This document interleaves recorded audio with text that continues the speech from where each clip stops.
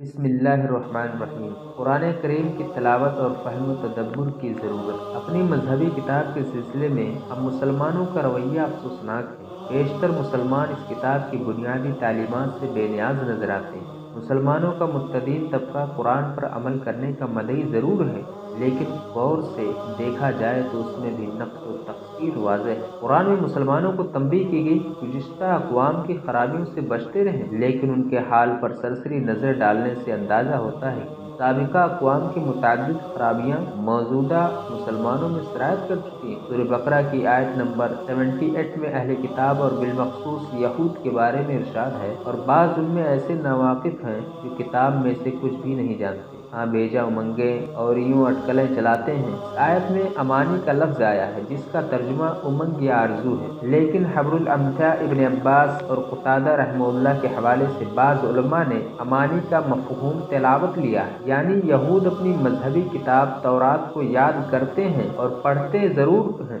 لیکن اسے سمجھنے سے قاصر ہیں۔ علامہ ابن کثیر نے سورہ مائدہ کی آیت نمبر 63 کی تفسیر میں ایک حدیث نقل کی ہے، جو مسند احمد، سنن ترمذی، سنن ابن ماجہ میں موجود ہے۔ اس حدیث کے اندر مذکور ہے کہ نبی کریم صلی اللہ علیہ وسلم نے ایک مرتبہ فرمایا کہ ایسا اس وقت ہوگا جب علم ختم ہو جائے گا۔ زبان رسالت سے علم کے خاتمے کی بات سن کر ایک صحابی زیاد بن لبید انصاری نے حیرت سے دریافت کیا کہ اے اللہ کے رسول صلی اللہ علیہ وسلم، ہم نے قرآن پڑھا، اسے اپنی اولاد کو پڑھایا، وہ بھی اپنی اولاد کو پڑھائیں گے اور یہ سلسلہ قائم رہے گا، پھر علم کے ختم ہونے کا اندیشہ آپ کیوں ظاہر فرما رہے ہیں؟ حضور صلی اللہ علیہ وسلم نے فرمایا کہ زیاد، میں تمہیں مدینہ کا عقل مند آدمی سمجھتا تھا، کیا یہود و نصارہ کے پاس تورات و انجیل نہیں؟ لیکن کیا وہ ان کتابوں کی تعلیمات و احکام سے کچھ فائدہ اٹھاتے ہیں؟ اس ارشاد سے معلوم ہوا کہ کتاب کے صرف پڑھنے پڑھانے سے ہم علم کا تحفظ نہیں کر سکیں گے،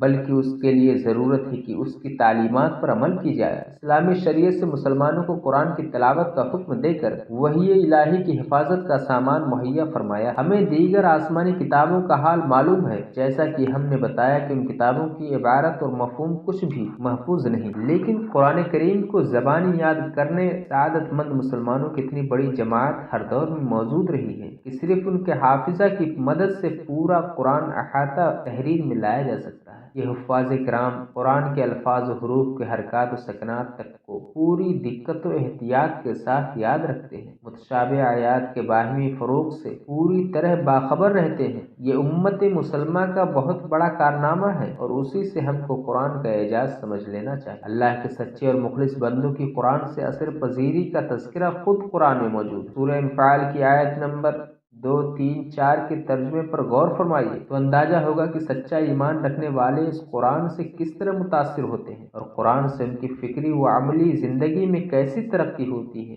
سورہ زمر کی آیت نمبر 23 میں بھی اللہ تعالیٰ نے قرآن کی تاثیر اور سچے مسلمانوں کے اس سے خوف و رقت کا تذکرہ فرمایا۔ ہمارے لیے اس تمام مواعظے و نصائح پر غور کرنے اور عمل کرنے کا موقع اسی دنیوی زندگی میں ہے۔ اگر یہ وقت غفلت میں گزر گیا تو رسوائی و شرمساری کے سوا کچھ ہاتھ نہیں آئے گا۔ اللہ تعالیٰ سے دعا کہ ہمارے دلوں کو اپنی کتاب قرآن اور اپنے دین پر، اسلام پر جمع دے۔ آمین۔